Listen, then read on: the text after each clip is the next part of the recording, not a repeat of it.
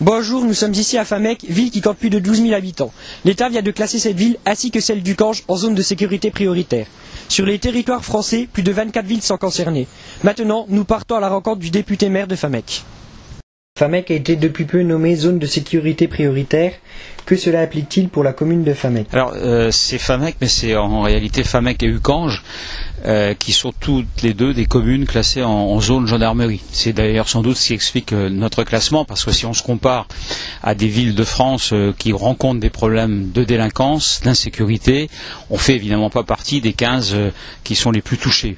Par contre, la gendarmerie est présente dans relativement peu de zones urbaines sensibles, et Famec et Ucange font partie des zones les plus en insécurité qu'elles couvrent sur l'ensemble du territoire national. Alors ce que ça implique, c'est assez simple en réalité, et c'est très important pour nous élus, mais également pour la population, c'est que depuis un certain nombre d'années, on constatait que dès qu'un problème se posait en France en termes d'insécurité, créant de l'émotion, on faisait une loi derrière. Aujourd'hui, on est dans une autre démarche.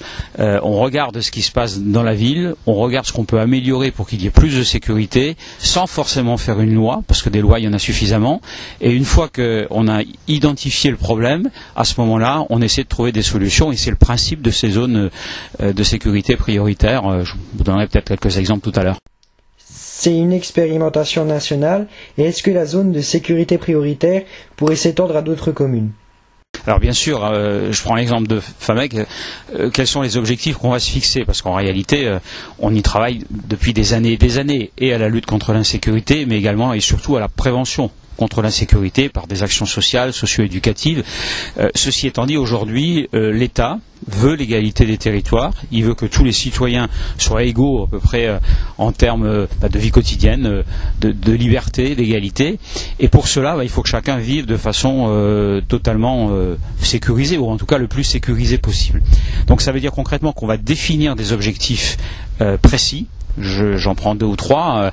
On a par exemple 1 ou 2 copropriétés dégradées dans la ville qui font que se rassemblent un certain nombre de dealers dans ces copropriétés et qui empêchent effectivement le voisinage de vivre tranquillement. On a aussi un certain nombre de comportements qui sont des comportements d'incivilité, voire d'agression verbale à travers l'utilisation de motos, de quads, etc., qui servent aussi d'ailleurs à l'économie parallèle et au fait qu'on échange des substances de façon illégale et au vu et au su de tous. Ça, on le combattra également. Ce sont 2 exemples concrets qui peuvent s'étendre à d'autres communes, pour répondre à votre question. Il n'y a pas une spécificité à Famec ou à Ucange. La drogue s'échange dans d'autres communes, elle s'échange dans d'autres copropriétés. L'insécurité routière qui découle de ces comportements existe dans d'autres communes.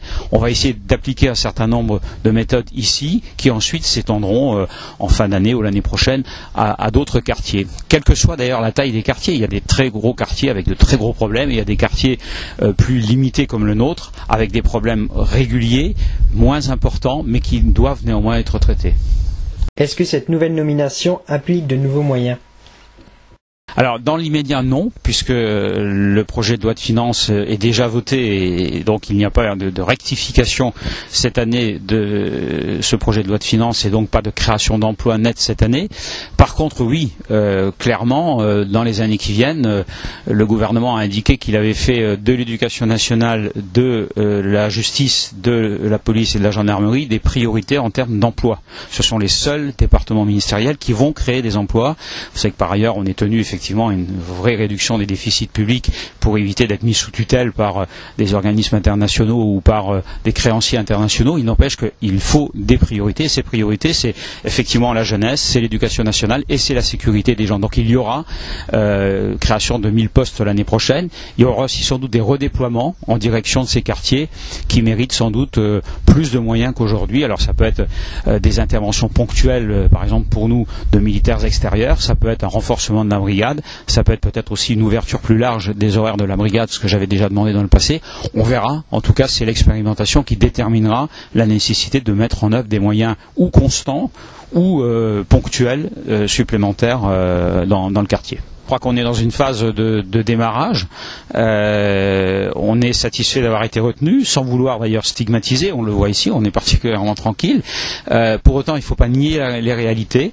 J'ai un exemple très concret, c'est que ce sujet a manifestement beaucoup intéressé la population. Les articles de presse, vous en faites partie, mais également les blogs qui permettent de comptabiliser les gens qui vont voir ce qui se passe, ont été très consultés sur ces questions-là. Donc c'est une question importante. C'est pas la question la plus importante. La question la plus importante, c'est sans doute l'économique, l'emploi, le chômage. Mais derrière, il y a ces phénomènes d'insécurité qui sont permanents, récurrents et qui exaspèrent les gens et qu'il nous faut traiter. Je crois qu'on peut pas laisser des gens voir s'appliquer la double peine à des gens, c'est-à-dire à la fois être dans du logement social parce qu'ils ne peuvent pas effectivement se payer un logement extérieur, mais en plus ne pas dormir la nuit parce que certains font leur trafic dans ce quartier. Ça, c'est pas acceptable. Voilà. Que pensez-vous de la zone de sécurité prioritaire qui va être mise en place sur Famec et Uckange? Absolument indispensable. Je pense qu'il y a de plus en plus de monde et de plus en plus d'enfants qu'il faut protéger.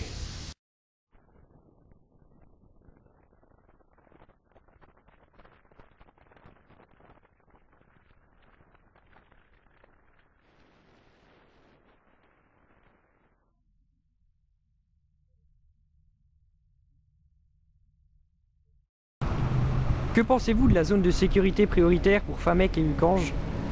C'est une bonne chose parce qu'effectivement on rencontre beaucoup d'incivilité tous les jours sur Uckange et sur Famec. Famec encore moins qu'à Uckange, mais Uckange effectivement c'est une zone où il y a beaucoup de problèmes.